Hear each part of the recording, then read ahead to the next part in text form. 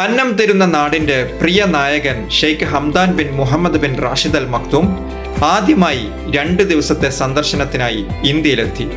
എനിക്കെന്റെ കുടുംബം പോലെയാണ് ഇന്ത്യ. 38 ലക്ഷം ഇന്ത്യക്കാർ UAEയിൽ താമസിക്കുന്നു എന്നതിലുപരി ഇരു രാജ്യങ്ങൾ തമ്മിലുള്ള ബന്ധത്തിന് നൂറ്റാണ്ടുകളുടെ തലമുറകളുടെ പാരമ്പര്യം ഉള്ളതുകൊണ്ടാണ്. ഷെയ്ഖ് ഹംദാന്റെ വാക്കുകളാണിത്.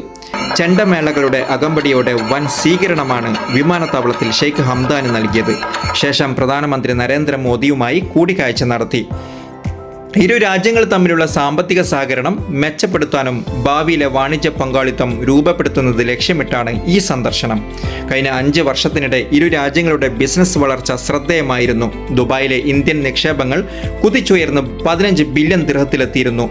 അതേസമയം ദുബായിയുടെ ഇന്ത്യയിലെ നിക്ഷേപങ്ങൾ 17.2 ബില്യൺ ദിർഹമായി ഉയർന്നിരുന്നു. കഴിഞ്ഞ വർഷം മാത്രം ദുബായ് ചേംബർ ഓഫ് കൊമേഴ്സ് 16,623 പുതിയ ഇന്ത്യൻ കമ്പനികളെ സ്വാഗതം ചെയ്തിരുന്നു. ഇതോടെ ദുബായിൽ പ്രവർത്തിക്കുന്ന ഇന്ത്യൻ ബിസിനസ് സ്ഥാപനങ്ങളുടെ എണ്ണം 70,000-ലേറെയായി. UAE ഉപപ്രധാനമന്ത്രിയും പ്രതിരോധ മന്ത്രിയുമായ Sheikh Hamdan bin Mohammed bin Rashid Al മക്തൂമിന്റെ ആദ്യ ഇന്ത്യ സന്ദർശനം വലിയ മാറ്റങ്ങൾക്കുള്ള വഴിയൊരുങ്ങട്ടെ എന്ന് ആശംസിക്കുന്നു. Thank you for watching.